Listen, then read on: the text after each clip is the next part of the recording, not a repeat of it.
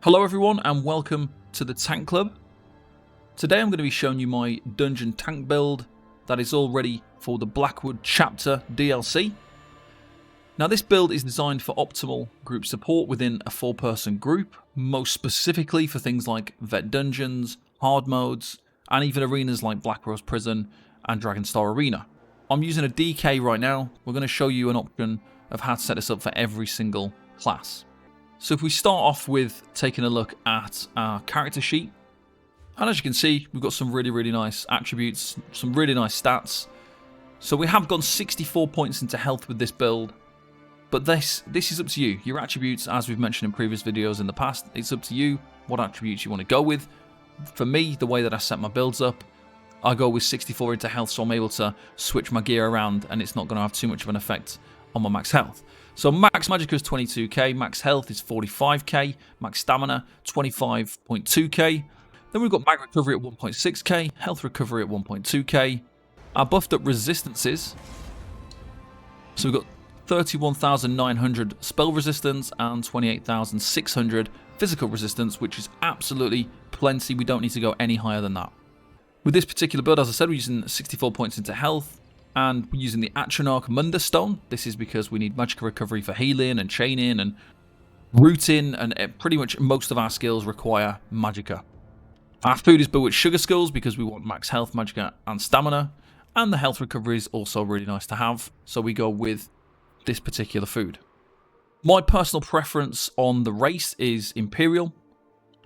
I really like the additional 2k max health, the 2k max stamina, and the 6% reduced cost of abilities, which includes dodge roll, block, break free, ultimate, and all of our abilities. So that is my personal preference. However, you can just use any race that you want. It's not going to have much of an impact on this build. You can use any race for tanking generally. Depending on your skill level, it's going to have less of an impact choosing a non-optimal race. But for me, I much prefer using the Imperial. For potions, you just use whatever you need. So usually tri-stat potions, but that's completely up to you. Whatever your character will need in the dungeon situations. Okay, so onto the gear.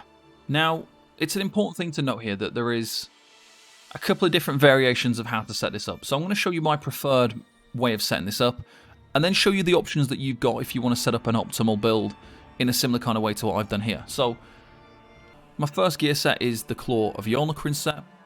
The reason for using this is it's giving a very easy to maintain group buff. So, when you taunt an enemy, you give yourself and 11 group members minor courage for 15 seconds, increasing their weapon and spell damage. So this is going to provide your group with about a 3% DPS increase. It's also got max health, max stamina, minor aegis, and another max health. I use Triune on my jewelry because I like to have the additional max stats. I find it really nice to have those max stats, have bigger pools to deal with, a bigger health pool so I need to heal less, bigger stamina pool so I can block for longer, and a bigger magicka pool so I can cast more skills before I run out. So it's really nice. I go with magicka recovery on all my jewelry because my block cost is low enough already, so I don't need anything else. And there's nothing else other than bracing or magicka recovery that's really worth using at the current period of time. So I've got 3 pieces of Dragonknight jewelry.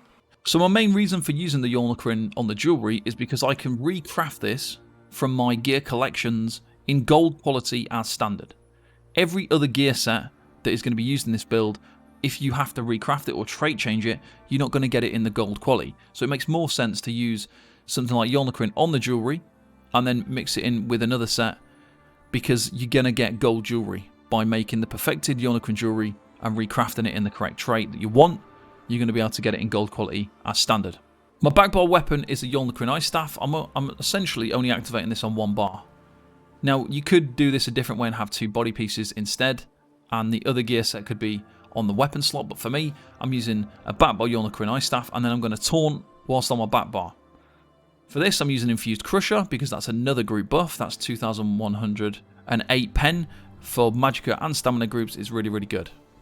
For my front bar gear set, I am using the Master's Perfected Weapon and Shield, so the one-hand and shield, the Puncturing Remedy set. I've got Infused Absorbed Stamina, just so I can get a little bit of extra stamina back when I'm using my taunt and my heroic slash and my light attacks.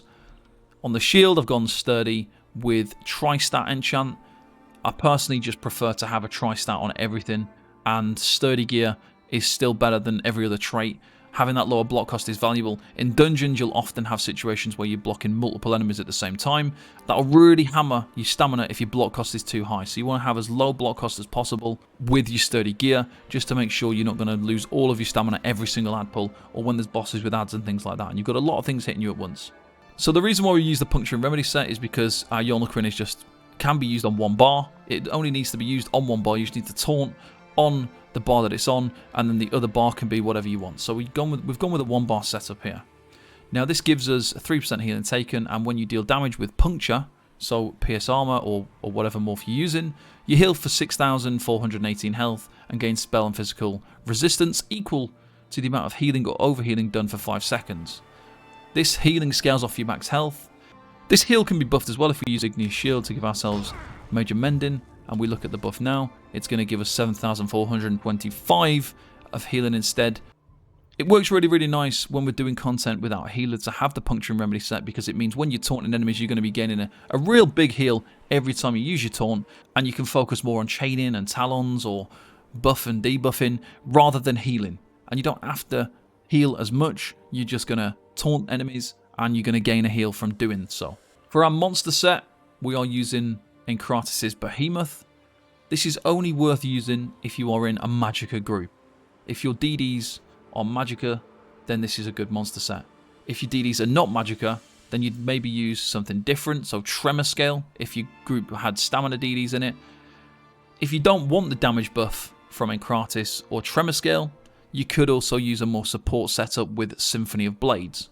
That does mean that you need to use orbs for healing though, to be able to get that onto your group. So there is a few different options for monster set. My preference is obviously Enchants Behemoth. Most groups that I run with are Magicka based, and so I really, really like this. We get max Magicka from this, which is nice to have. And when we deal flame damage, we get the Behemoth's aura for 12 seconds that has got a big 12-meter radius, and it increases the flame damage enemies take inside the aura by 5%. So it's around about a 500 DPS increase for Magicka DDs if it's not a Dragonknight. If it is a Dragonknight DD, then it's about a 3k DPS increase. But there are no other real monster sets in the game right now that give any DPS increase, so this is better than anything else in terms of Magicka groups. For stamina groups, they are going to be way under the pen cap, so you're going to need Tremor Scale so that they can reach the pen cap. Without it, stamina DDs are going to be hitting quite a lot less. If you're in a group with 3 DDs, then Symphony of Blades could be better. It is essentially a DPS increase, because the longer that they can go for it through a fight without having to heavy attack, the more DPS they're doing. So if you're in a situation with no healer and 3 DDs, Symphony of Blades probably works out at a better DPS increase than Enchants, because passively it gives your group more resources, so they're able to continue doing their rotation for a longer period of time without running out of their resources, and that would be more valuable than an increase of 500 to 1k DPS that you might get from Enchants. Our next set is Drake's Rush. Now this comes from Black Drake Villa, one of my favourite sets for dungeon content. It's really, really nice. So again, we've gone sturdy and tri-stat. We've gone sturdy, tri-stat for every single slot that we can. So this gives us max health, max stamina, max stamina. When you bash an enemy, you and up to 3 group members within 15 meters of you gain Major Heroism for 12 seconds, granting you 3 ultimate every 1.5 seconds, and this effect can occur once every 18 seconds. So this is really, really nice. We're able to give our whole group Major Heroism with a super high uptime. So it's excellent. And it just means that you do need to be kind of organized with your group. People need to be using their ultimates on cooldown to make a big benefit from this set. So this set provides approximately a 3 to 4% DPS increase for your group, because they're getting their ultimates so fast, and you're getting your ultimate so fast, which is going to be an aggressive horn. You're going to be able to use that more often. You're going to have more DPS because of that. Your group members are going to have their damage ultimates more often, so they're going to drop those more often, so they're going to get more DPS from that. So this is a really, really nice way of setting this up, and it's quite an easy to obtain set. You get it from a fairly easy DLC dungeon with Black Drake Villa. It does really help in 4-person content.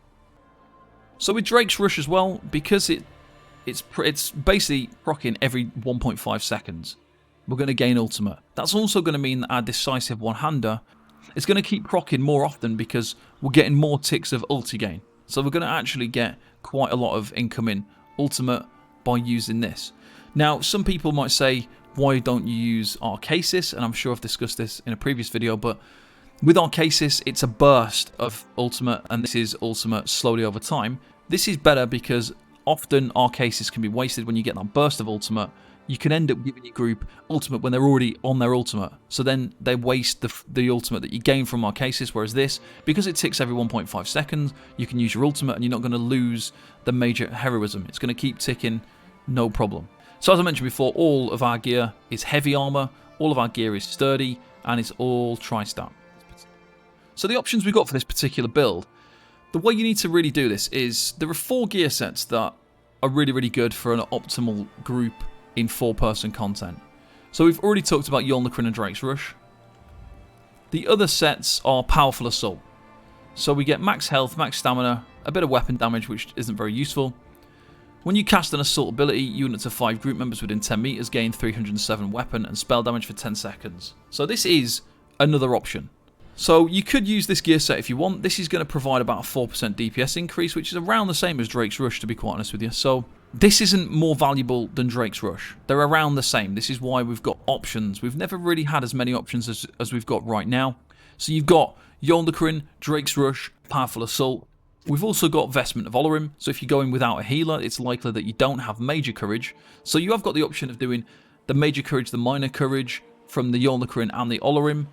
If we have a quick look at this, we've got Magicka Recovery, Minor Aegis, Maximum Magicka, and then we can gain Major Courage for our group. So when casting abilities that leave an effect on the ground in combat, we'll create a circle of might for 5 seconds. You and your group members standing in the circle gain Major Courage for 20 seconds, increasing weapon and spell damage by 430, and this can occur once every 10 seconds. So you've really got to decide here what kind of option you want to go with. There's no right or wrong answer in my opinion.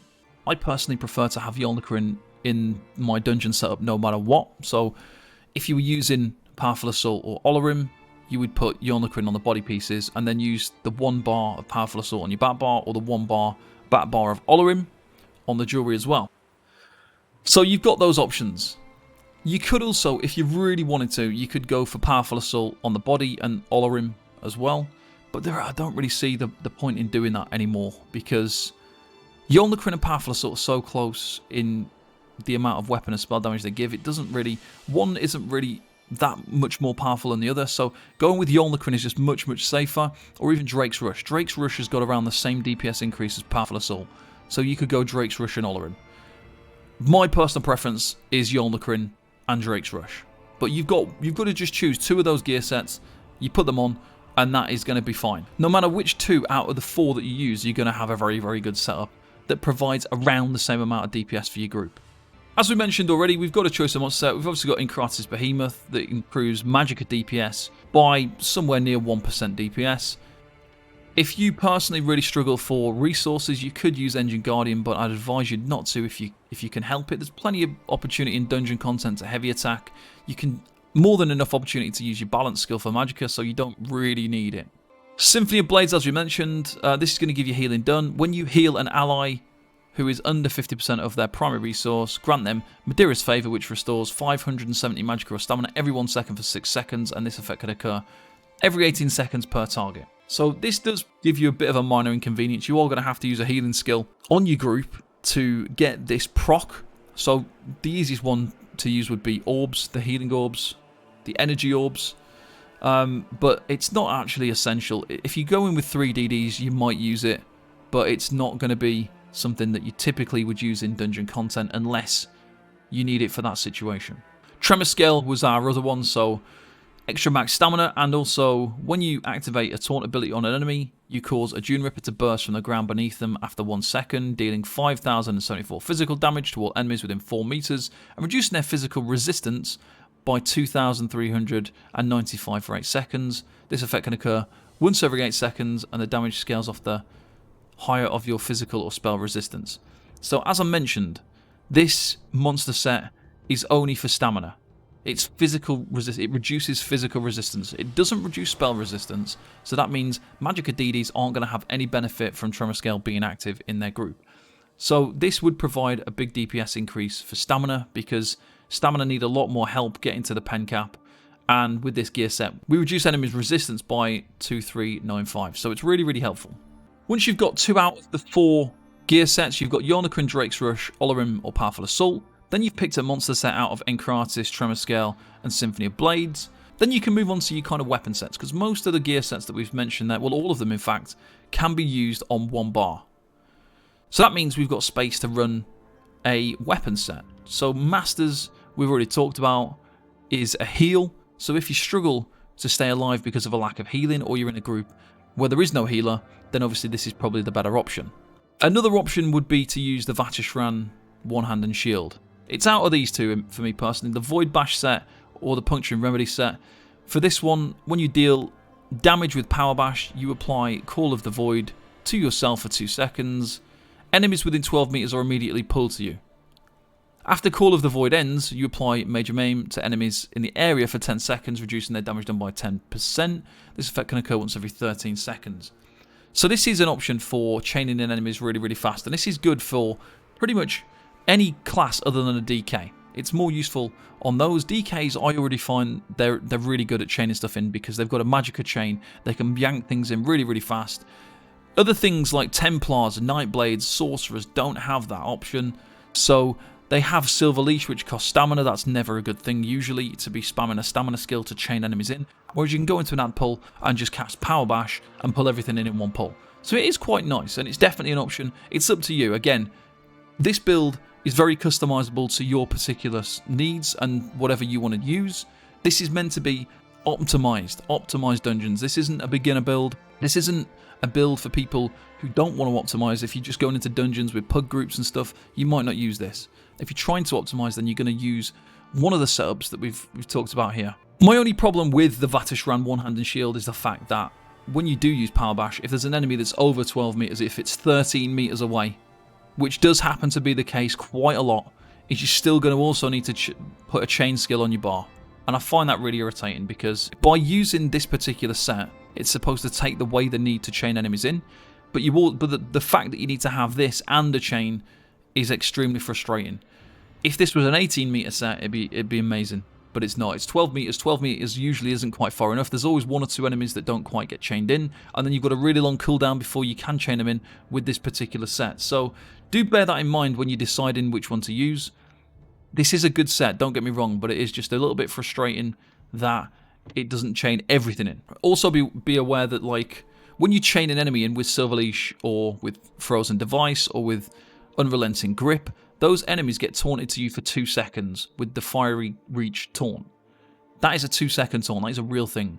When you use the Vatishran One Hand Shield and chain everything in, it doesn't taunt a single one of them. It's not the same.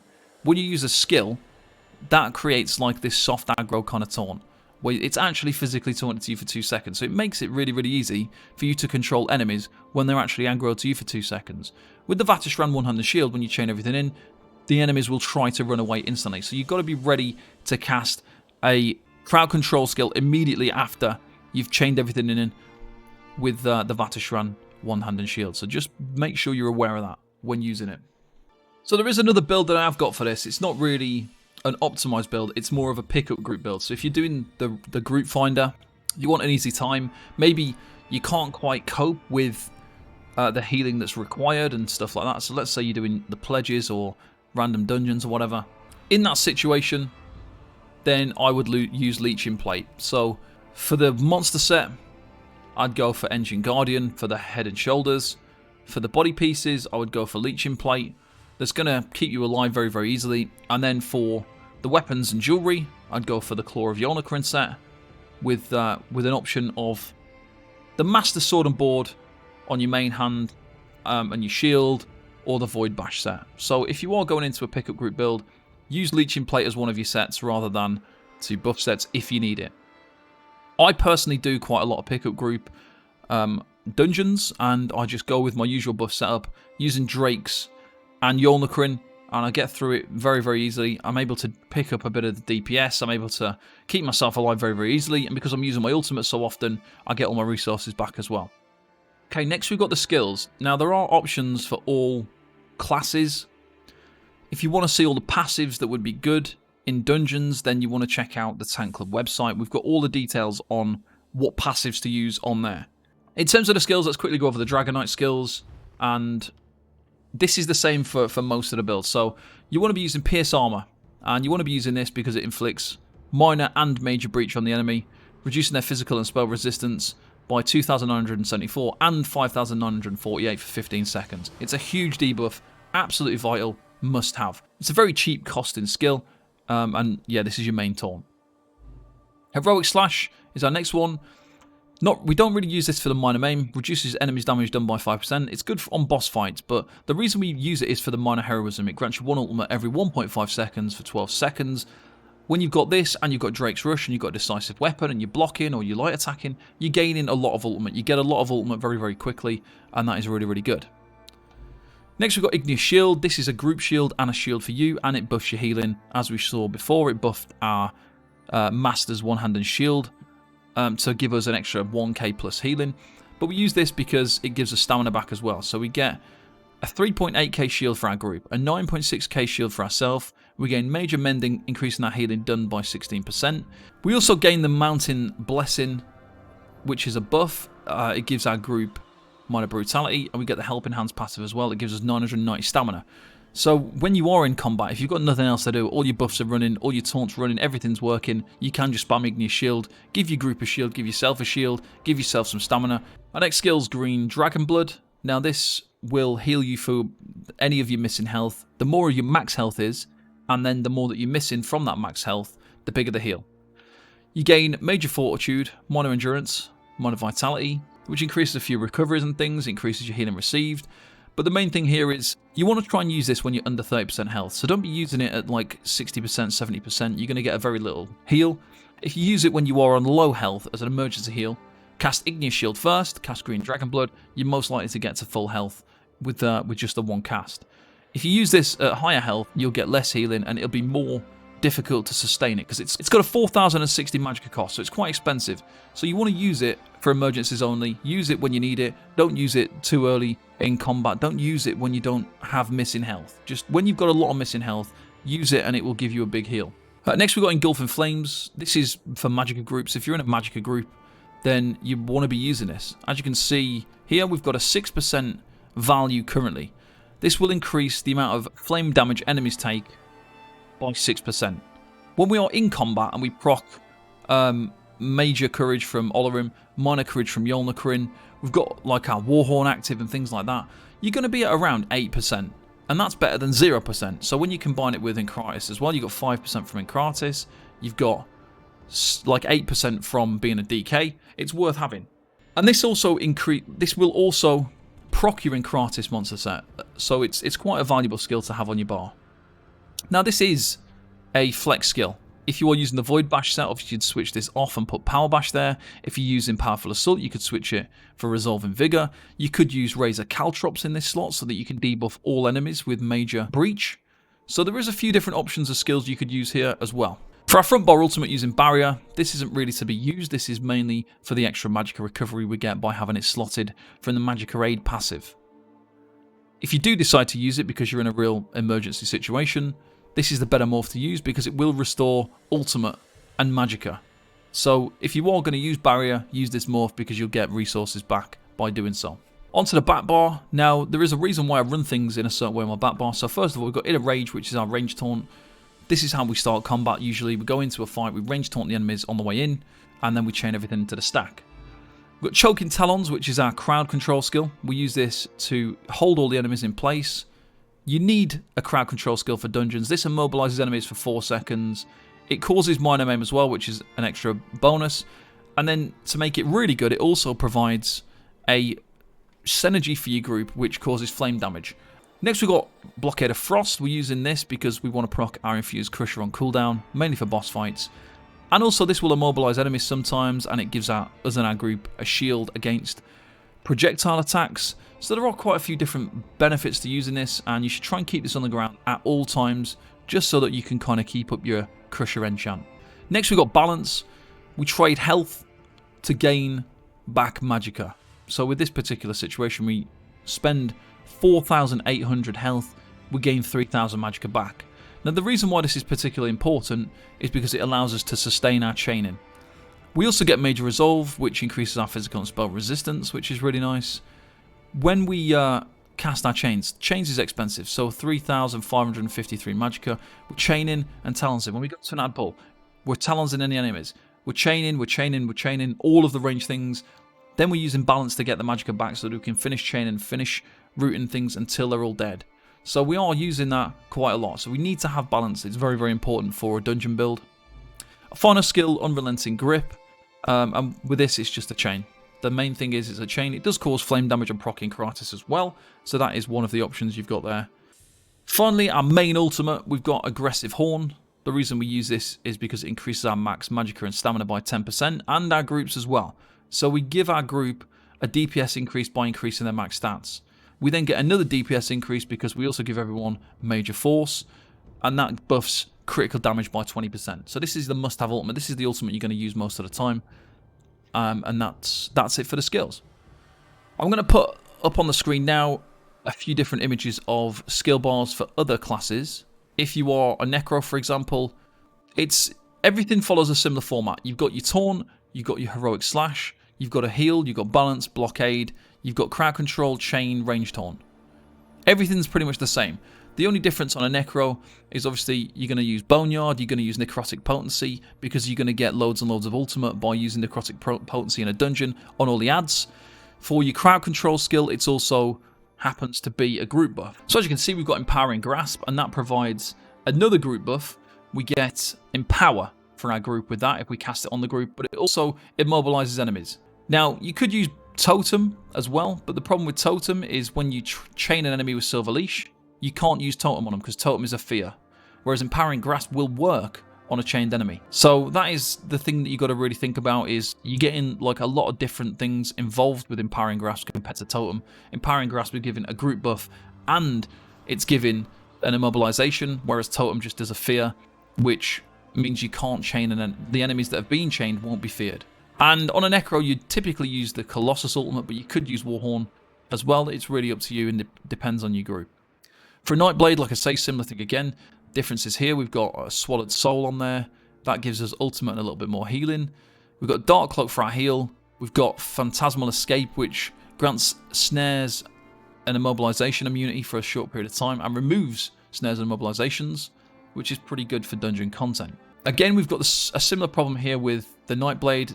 Our crowd control skill is Mass Hysteria. This is a fear. If you've recently chained an enemy, Mass Hysteria won't do anything. You cannot fear a recently chained enemy, so that is not as good. This is why it's not as good to use a Nightblade compared to a Dragonknight. That's one of the main reasons. For the Nightblade as well, we've got Leeching Strikes. This is basically your sustain, and we use Silver Leash again for our main chainable. With a Sorcerer, we have got Dark Deal to proc our group buff, Minor Prophecy. Your main heal's Unstable Clanfear, that has to be double barred. We use Silver Leash again because they don't have a class chain. We use Restraining Prison because this is an immobilization and there isn't really anything better. And then we've got Balance on this one as well. For a Templar, well, this is now, this build is for Blackwood, so with the Templar here we've gone with Repentance. Repentance in dungeon content is just too good not to use because we get to consume corpses to restore health and stamina. The Templar really suffers with stamina, especially for this sort of content where you've got Silver Leash as your chain and you have no immobilization. You have to use Turn Evil, which again is a fear, but there's no other options. So you've got a very expensive skill with Turn Evil, an expensive skill with Silver Leash, but by using Repentance we get to remove the cost of that by absorbing a corpse. We get 3,000 health and 3,000 stamina each corpse. So obviously we get basically the cost of Silver Leash back by using it. So Repentance is very, very valuable for keeping yourself alive and for maintaining your resources. We also get Minor Fortitude, Minor Endurance and Minor Intellect, increasing all of our recoveries by 15%, which is helpful. The next skill is Living Dark. Now, you might have noticed on this Templar build, it's not like anything I've done in the past. We've dropped most of our kind of survival stuff because Living Dark is a very, very good heal now in this sort of content. So for 4-man content, where you've got a lot of enemies, using Living Dark when you're kind of in an ad pull, it only lasts for 3 seconds, but it heals every half a second. And the healing from this is somewhere between 3 and 4k per tick. So 3 or 4k heal every half a second for 3 seconds is a lot. So when you go into an ad pull, you cast Living Dark on your way in, and you're not going to be able to die. It's just too much healing. When you also combine this with our back bar skill, so on the back bar we've got Restoring Focus, which gives us a heal and gives us stamina every second, and we also have Extended Ritual. With the 3 sources of healing, we're just not going to die. And then when you've got Repentance, Absorbing Corpses as well, it just makes a very, very strong Templar build, and we're very easily able to survive by using that. As I said before, our crowd control skill is Turn Evil. This is from the Fighters Guild. You put it down on the ground, and it's a fear. So when you chain enemies in with Silver Leash, Turn Evil does nothing. You can use Turn Evil on enemies that haven't been chained, or the enemies that are not CC immune, and that will work perfectly fine. Living Dark as well, also for the Templar, procs our group buff, which is a Magicka group buff minus sorcery. That provides a couple of K DPS increase for your group, so that's good to have. Finally, we've got the Warden. Now for the Warden, little few changes here. We've got Enchanted Growth. This is going to increase magic and stamina recovery for our group, but it's also going to proc your group buff minor toughness. So that's why you need that. We've got Polar Wind as our main heal. This also heals a nearby ally, which is really, really strong. It does frost damage and it does a heal over time. So it does a lot of stuff. That's really, really good. Fetcher Infection is our next skill. That provides a DPS increase for our group because we cause minor vulnerability to the enemy.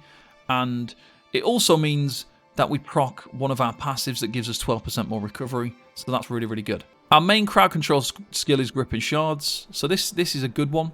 When we use this, it causes quite a lot of damage because the damage scales on max health. It immobilizes the enemies. It's not a fear. So that's good. It works in a similar way to Talons. It's pretty good. It also has a higher chance to cause the chilled effects, which is going to cause minor maim and minor brittle. So that makes that really, really nice to use as well. For the Warden, we use Expansive Frost Cloak, and that is to increase all of our group's resistances by 5,948. You could kind of drop that for balance if you need it for the sustain, especially when you're going to be casting a lot of skills like Enchanted Growth, Polar Wind, Fetcher Infection, Gripping Shards, and our final skill, Frozen Device, are all Magicka skills, so it could be quite Magicka intensive. You could drop Fetcher Infection. It's only a small DPS increase, but that will kind of... You could slot something like Bullnetch in that slot instead, or Balance, depending on what you need, and get some extra sustain through that. We've got Frozen Device, our last skill. This is our teleportation skill. This works better in arenas rather than dungeons because you can pre-place it where enemies are going to spawn, and when they spawn in, they're standing in the Frozen Device, they'll teleport straight to you. In a dungeon, it's not quite as effective because you have to cast it really quick and it can be difficult to place, and it can not work as good as chains. So you could use Silver Leash instead. Frozen Device is a Magicka skill though, so it's going to definitely help improve your sustain. It's going to be a lot easier to use. So it's up to you really. Just take your pick on which one of those you want to use. Next, we've got our champion points. So the main thing here, really, I've got green CP that are really important for dungeon content. We've got Treasure Hunter because in dungeons you're going to be looting chests. You could use Homemakers to get extra furniture plans as well if you wanted to. I like to use Rationer to increase the duration of our food. We've got Liquid Efficiency to potentially use a potion for free. And then we use Steed's Blessing so that we can move quicker when we're out of combat. On the blue CP, our main things here, Duelist Rebuff. Reduce the damage taken by single target attacks. Enduring Resolve, reduce damage taken by damage over time. Unassailable, reduce damage by area of effects. And Bulwark is going to increase our resistances by 1,900. If you wanted to, you could use something like Swift Revival for increasing your healing with healing over time, especially on some classes like a Nightblade or a Templar, which has a lot of healing over time, and maybe it's not quite enough. So you could buff that up by slotting one of these instead. One of the healing ones for maybe Focus Mending, because you're healing done with single target heals. So that is up to you. On the red CP, it's a bit more up to you. I like to go with Balanced Vitality, Ironclad, Rejuvenation, and I like Expert Evasion. Now, I go with Expert Evasion because I do often dodge roll to avoid certain hits, and when I get one for free, that's the most beneficial situation. You could use something like Slippery if you wanted to, which is an automatic break free, and it's free as well. Or you could use maybe something like Shield Master to reduce the cost of your shield, your Igneous Shield and things like that. Maybe use Bastion to increase the size of your shield. It's especially good on a Dragon Knight when you're spamming Igneous Shield and you're giving your group a shield. You're getting a bigger shield for yourself and for your group. If you want a little bit more healing, you could use Strategic Reserve, and just because you're going to be using an ultimate that costs 250 ultimate, every time your ultimate ticks up and you've got an extra 10 ultimate sitting there, 30 health recovery. So you can end up with quite a lot of health recovery. It makes ad pulls definitely a lot easier. If you're running into an ad pull and you've got 200 ultimate, you're going to have a lot of extra health recovery, and it's going to mean that you're going to have to heal less. So I think that's everything, guys. So this was my optimized 4-man content build for the Blackwood patch. If you've got any questions, please let me know in the Tank Club Discord or the comments below. Thank you very much for watching, and I'll see you next time. Bye-bye for now.